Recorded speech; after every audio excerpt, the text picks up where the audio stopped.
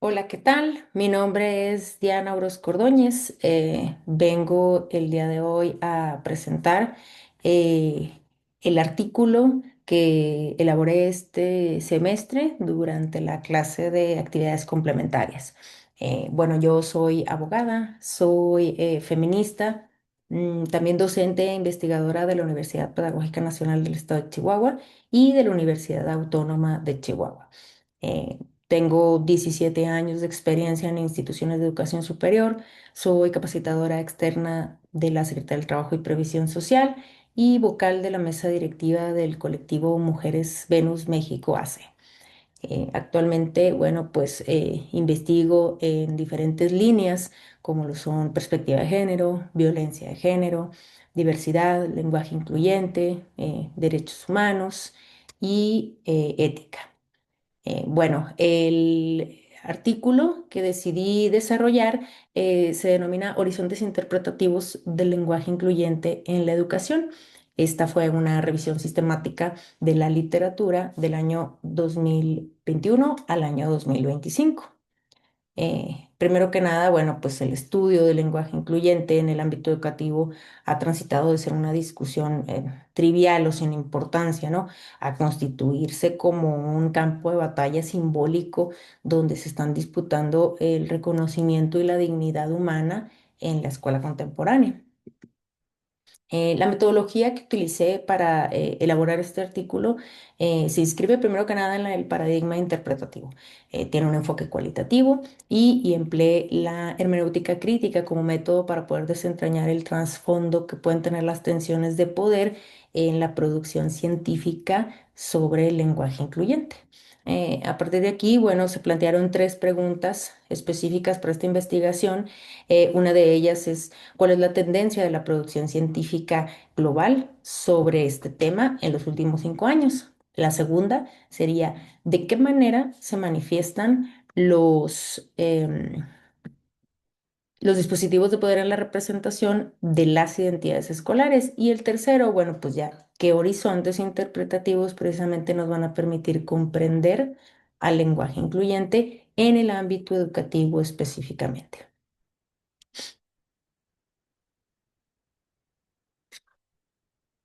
Bueno, ¿cómo se hizo el diseño de la revisión sistemática? El diseño consistió en una revisión según lo establecido en el modelo Prisma y se aplicaron algunos criterios de elegibilidad que se detallaron incluso en el artículo en una tabla. Eh, Se describió que tenían que ser artículos de investigación, documentos que tuvieran acceso completo y al análisis para su contenido, es decir, pues que fuera el texto completo y que no tuviera costo, que las publicaciones estuvieran publicadas de enero del 2021 a diciembre del 2025, que fueran en el idioma español y que versaran sobre lenguaje incluyente, lenguaje inclusivo, lenguaje no sexista, y que estos fueran un análisis de los contextos en educación formal o de la práctica pedagógica. ¿Cuáles fueron las fuentes y la estrategia de búsqueda? Los materiales de búsqueda incluimos bases de datos de alto impacto. Se integraron Dialnet, ERIC, Dimensions, Redalyc, Cielo y Google Scholar. ¿Cuál fue la estrategia de recuperación? Lo que se hizo fue que en cada uno de estos motores de búsqueda se utilizaron operadores booleanos en español, es decir, pusimos lenguaje incluyente o lenguaje inclusivo o lenguaje no sexista.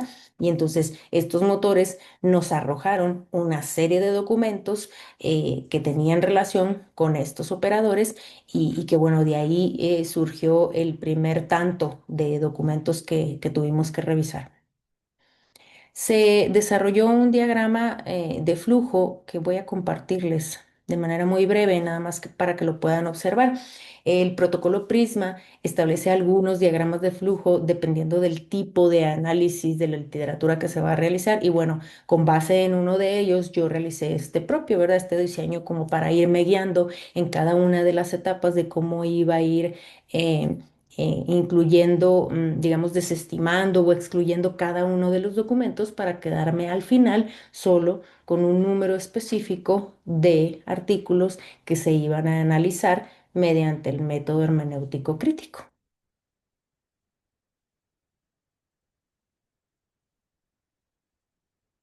Muy bien. Luego, ¿cuáles fueron los resultados de este proceso de selección Prisma? En la identificación, obtuvimos 361 documentos de los 6 motores de búsqueda. De estos se identificaron 96 duplicados, en el mismo operador, en el mismo motor o entre unos y otros, quedando 265 artículos. Luego pasamos a la etapa de cribado. En este se excluyeron un total de 204, tomando en cuenta algunos aspectos ya mencionados, la temporalidad, el idioma, y después de analizar y hacer una revisión de los títulos y de los resúmenes y tomar en cuenta si contaban con los elementos antes descritos. Luego en la fase de recuperación.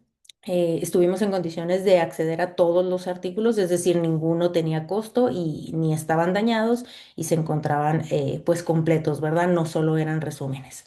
En la cuarta evaluación se analizaron a texto completo 61 artículos que nos restaban de las etapas anteriores, de los cuales desestimamos 21 porque se trataban de estudios que hablaban de manera genérica sobre la perspectiva de género.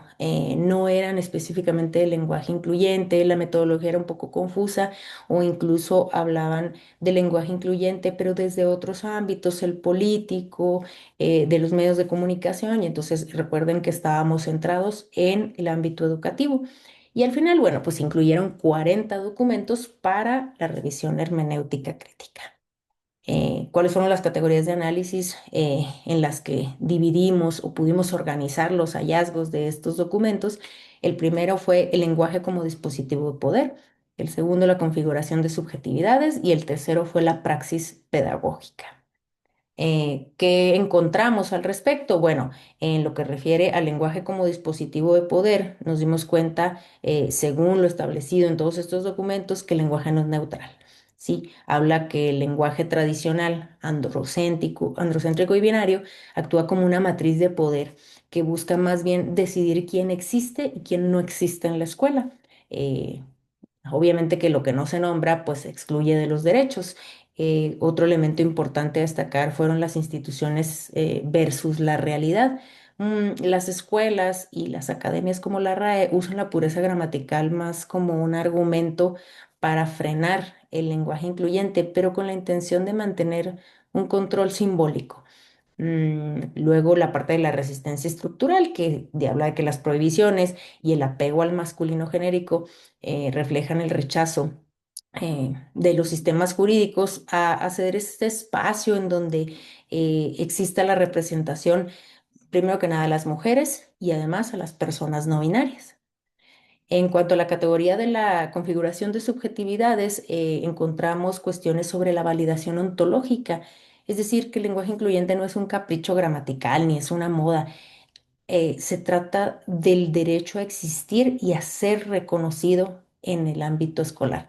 El lenguaje incluyente se puede identificar como un puente o un muro, y el discurso docente puede ser este puente que permita la empatía, que permita la hospitalidad, o el muro que va a invisibilizar la identidad de estos estudiantes que son pues disidentes. Luego viene la identidad política. El uso de las formas como la E o la X nace de los propios estudiantes y está liderado pues especialmente por las mujeres y las personas no binarias, que son las que están exigiendo el reconocimiento de sus identidades. Y es base de una necesidad de ser coherentes con su identidad. En la última categoría, que es la praxis pedagógica, encontramos algunos artículos que hablan sobre el currículum oculto, y que a pesar de que los libros de texto de la NEM y los materiales didácticos pues buscan, ¿verdad? O están tratando estos intentos de igualdad, pues sigue existiendo el currículum oculto. Por otro lado, se entiende al docente como un filtro. Existe resistencia por este purismo lingüístico, ¿verdad? Pero esto genera un dilema institucional sobre cómo se evalúan las producciones estudiantiles. Otro hallazgo fue que es un acto de resistencia y competencia global ante las prohibiciones que se han dado, legislativas, incluso en varios lugares del mundo, y especialmente también aquí en nuestro estado, en el estado de Chihuahua. eh, el lenguaje incluyente se vuelve una bandera de resistencia. ¿sí? Además, se identifica que el lenguaje incluyente pues ya es una competencia profesional necesaria para el mundo globalizado y hay algunos artículos muy interesantes sobre la enseñanza del español para extranjeros y cómo es importante enseñar el lenguaje incluyente para darle no solo pues los elementos gramaticales, sino la parte social, el contexto, el significado de nuestra lengua. ¿Cuáles son las conclusiones que podemos comentar en este sentido de lo que se logró identificar? Bueno, pues se analizaron los 40 documentos científicos y estos demuestran que el lenguaje incluyente ya no es una disputa gramatical, sino que es una herramienta de justicia social y de visibilidad ontológica. Que existe claramente una tensión glotopolítica en donde la realidad educativa oscila entre la resistencia institucional y la apropiación discursiva de los docentes y alumnos que ven a la lengua como un derecho y un acto de resistencia. Entonces, pues existe esta tensión de estos dos grupos. Eh, por otro lado, también habla de que la verdadera inclusión no se logra con decretos administrativos. Podemos sacar muchas leyes y muchos documentos y manuales, pero que es muy importante la transformación de la formación inicial de los docentes para deconstruir el currículum oculto de los materiales didácticos. Entonces, por más materiales y por más leyes, si no atendemos la formación inicial de docentes, si les explicamos qué es el lenguaje incluyente, cómo se usa, para qué sirve, por qué existe, pues es muy difícil que estos documentos realmente se utilicen como están pensados. Otra conclusión, bueno, pues este documento considero que ofrece un mapa crítico para algunos diseñadores curriculares, para quienes toman decisiones para democratizar el aula. Y bueno, se sugiere que futuras investigaciones puedan estudiar el impacto emocional que tiene el lenguaje incluyente en la permanencia escolar de las juventudes diversas. Habiendo tanta deserción, por ejemplo, en media superior, será muy interesante hacer un análisis de cuántas personas, juventudes diversas o mujeres, se sienten emocionalmente cuando se utiliza el lenguaje incluyente, ¿verdad? ¿Será un factor para la deserción el hecho de que mi identidad no sea reconocida en el aula? No sé, pareciera un tema interesante, ¿no?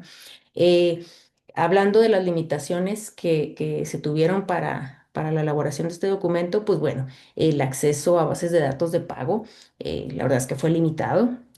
Pero considero que el uso riguroso del modelo Prisma le da, realmente refleja la producción científica actual, o sea, nos garantiza que estos resultados pues vale la pena ser señalados, ¿no? Y bueno, pues eso sería todo por mi parte.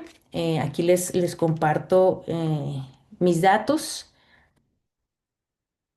eh, mi ORCID, por si gustan entrar y conocer un poquito de los trabajos que se están realizando.